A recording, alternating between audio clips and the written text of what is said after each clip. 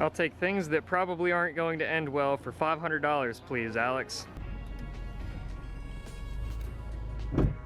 That was a lot better than trying to push it by myself. What's up, guys? Welcome back to Horsepower and Pizza. Today, I am trying to save us some time tomorrow, pulling the transmission out of the E36. We left the transmission in there. It's going to be easier to put the new engine back in with the transmission already bolted to it. I'm unsupervised and I don't have any help. That was my solution. It worked. This is the other M50 that Nolan and Booker and I picked up a couple weeks ago. Down here on this side, it still has the AC compressor and all of that stuff bolted onto it. And since the car does not have air conditioning, I'm going to rip all of that stuff off and save us some weight, and again, save us some time for tomorrow. In advance, I am well aware that this is probably not the ideal way to be holding this, but I can't find lifting point down here until I get all of the AC stuff off. I did put the tire underneath it in case it were to fall, God forbid. I do think Colby might be making an appearance today, so we'll see. We out here.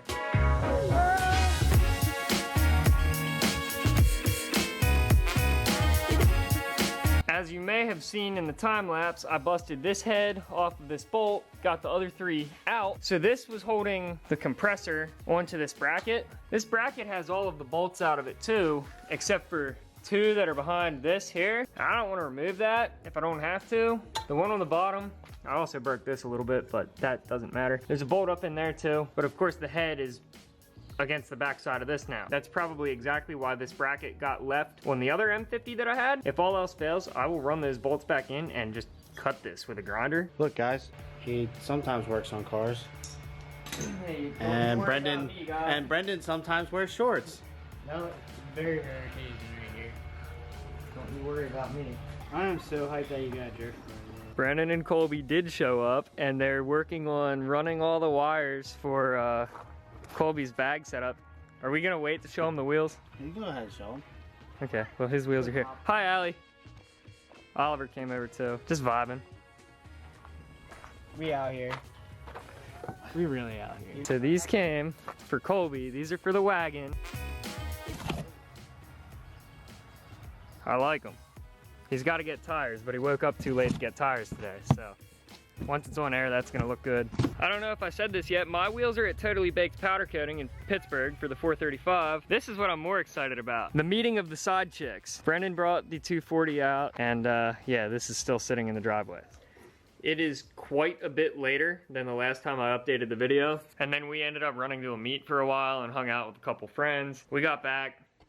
Booker actually came through. I pulled all of the old gaskets out of the intake manifold, and I actually had to swap studs out of one of the cracked heads that I had. We just pulled the old clutch off of here.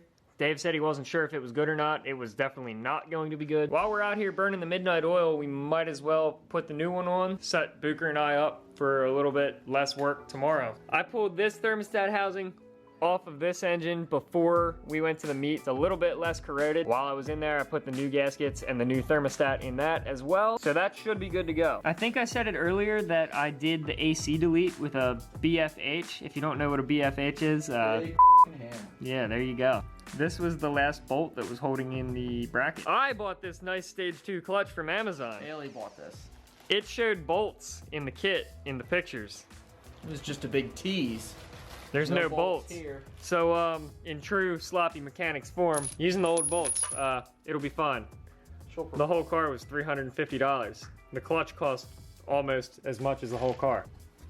Go ahead. You're not gonna time lapse this? No. It's gonna be super slow.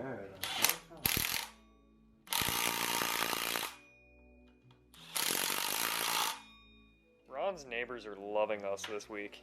We hate that.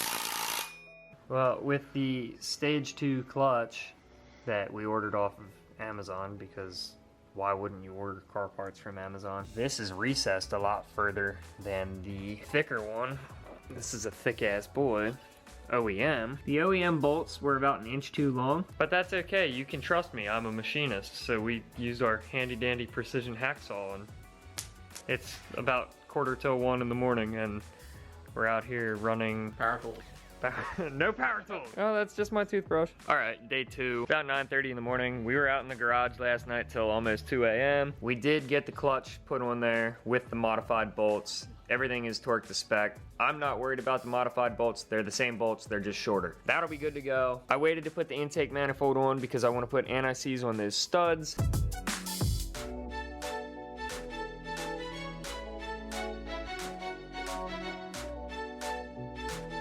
As you just saw, Bucher swapped it out with the alternator that we know is good and put the good brand new belt from the old M50 on here. Subaru work truck.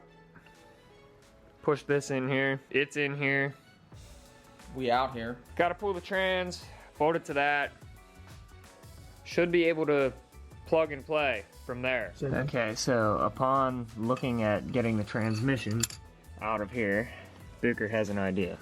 So we have the drive shaft here, connected to the back of the transmission. There's 3 bolts that hold this on. There's some nuts on the back side here, which is fantastic, other than the fact that the cross member that holds the transmission in is in the way now. So we're gonna have to put a jack here to support the transmission, pull the cross member out, and then we can get to the back here where we can hold the nut and take the bolts out.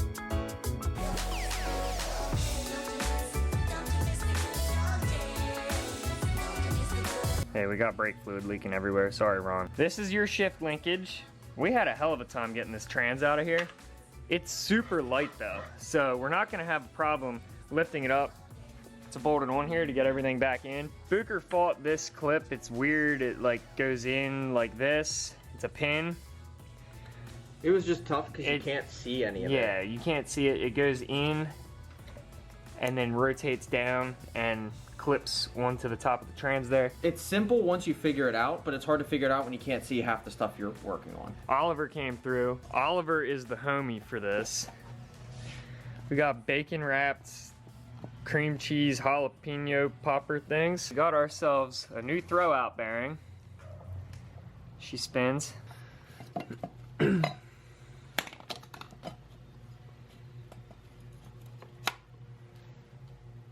That was simple enough. Bailey, we have some bad news. You have ligma? So, we're getting ready to put the trans back on the engine, right? Yeah. Where are the bell housing bolts? Over in the toolbox. Cool. Where are the rest of the bell housing bolts? In the trunk of the car. Nope. Try again. Oh, they're in the engine stand. That's Got the other block in it that's now going to be a coffee table. Don't worry about me, man. We're just going to pull that off there and put it on the floor. Lift with your knees.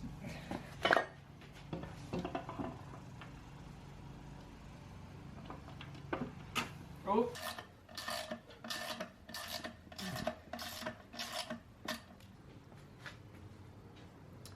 So, yeah, this is what I did while Bucher decided he was going to bolt the trans back together because for whatever reason, the trans did not want to get married to the engine, much like I don't want to get married, period. Bolted everything back together. It took a lot more than we expected it to, and now to Bucher with the weather.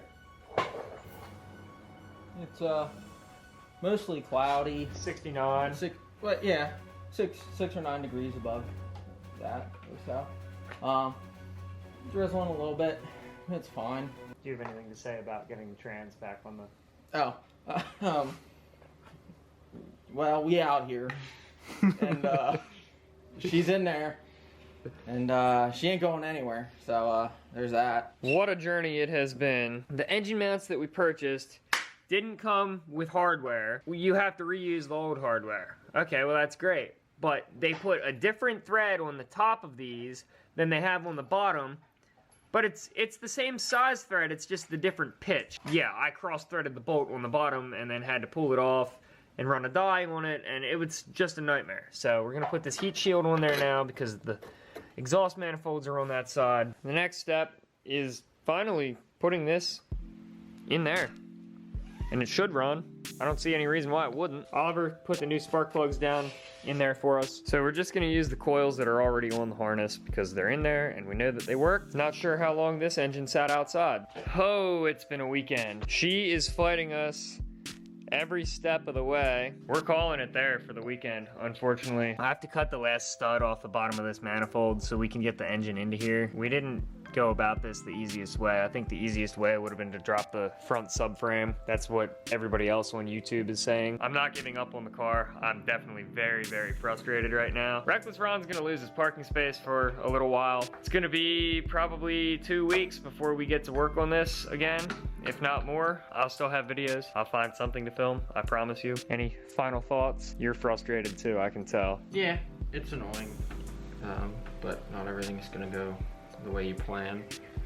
So you kind of got to roll with the punches and kind of expect things to take longer than you really think they should. It fought us every step of the way. Last night, we put the clutch on it at like 1 in the morning. Woke up, we were in here by what, 9:30, 10 o'clock at the latest. We got the transmission out of the car. We struggled to get the transmission bolted to the engine, and Oliver came. Thank you so much for your help as well. Social media, website, everything else is linked down below. Check out our podcast on iTunes and Spotify, Google Podcasts, and anywhere else that you can get your podcast. It's the Cold Pizza Podcast. Until next week, peace out. Build it for you.